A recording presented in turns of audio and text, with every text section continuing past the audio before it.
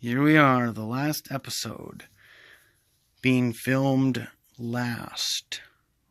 Obviously. I don't know why I stated that. That was kind of dumb. Same with this mark. What the hell is that? Oh my god, this video's off to a great start. And my stuff just fell over. So this is Ocarina of Time. Widely regarded as one of the best games of all time. Yes.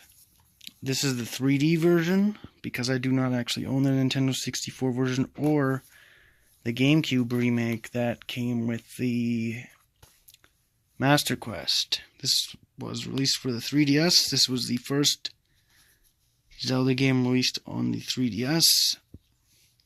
So this version, in addition to being, playable in 3D, has better graphics, smoother animations, and it's portable, which is awesome. However, I honestly really prefer the Nintendo 64 version. I actually like the graphics better. The game plays better with a console, even if it is the here, I'll show you what a Nintendo 64 controller looks like, and you'll know. Even if you do have to play it on one of these bad boys, or if you have money, you can afford one that's not covered in dust and is actually made by Nintendo as well. So I'm going to switch back now. So, or you could play it on the GameCube, where it has it has better graphics than the Nintendo 64, but I think the authentic Nintendo 64 version is the best version. So, I guess I'll tell you a little bit about my experience with the game. We had this for Nintendo 64 growing up, and I sucked at this game. I was not good at it. I remember playing the Deku Tree, the Great Deku Tree, the first dungeon you even go to. I remember beating it over and over and over and over and over and over and over and over again. And to the point where my brothers would tell me, would ask who's the one who's doing, remember Club Nintendo? RIP. Would ask who's the one who's always, what is that? Who's the one who's always just doing the Deku Tree over and over again? And it was me. What is this? Oh, wow, coming fall 2011. That's a different story. I was really hyped for this game. Yeah, but I'll probably never tell that story because this is the last time I'll be filming for this series.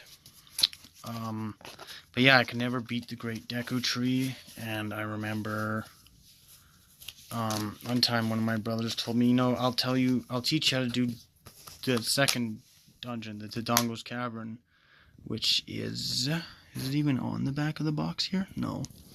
Jabu Jabu's belly is. That's the third one.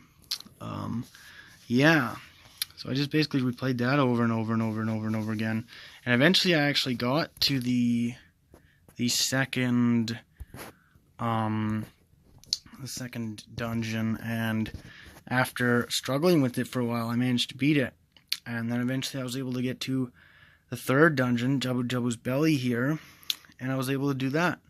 And then we got to adulthood, and yeah, I kind of had a roadblock. This was before you could just, Google it, and long before your school's computers automatically had Bing as their web, their search engine. Like, what's up with that? But yeah, this game was, I don't think it's one of my favorite games of all time. I think there's a lot of nostalgia behind the game. I still think it's a great game, even if my treatment of the box does not show that, apparently.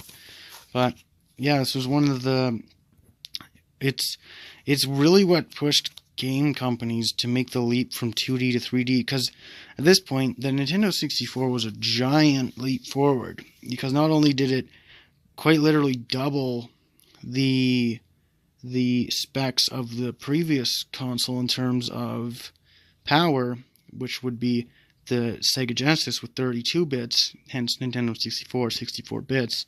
But this was the Nintendo 64 was actually 4 times more powerful than the Super Nintendo, which had 16 bits. So when you had games like The Legend of Zelda: Ocarina of Time and Super Mario 64 coming out, those games look blocky as hell in like early 3D animation, but they basically forced other companies to really step it up. Well, not other companies, because I guess their main competition at the time would have been the emerging PlayStation Network and then the dwindling Sega fan base. Yeah, and I think without this and Super Mario 64, video games probably would have just stayed looking flat in 2D forever. And this is a game a lot of people love, a lot of people cherish, and a lot of people say it's one of the best games of all time.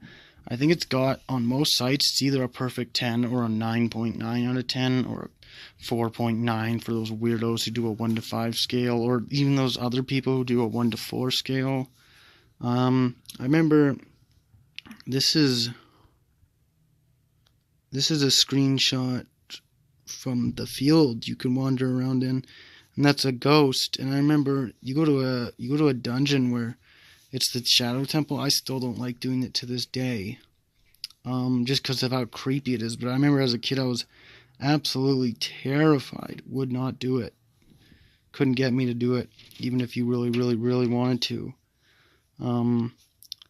Yeah, I hope to one day actually own a console version of this so I can replay it. But yeah, this is one of the games that really, really got me into gaming, and it's incredibly interesting to look at this game's development and the challenges they faced, and just to see, how far this game pushed the limits of what people thought was possible with video games. And I'm kind of glad this is the game we're ending off on here.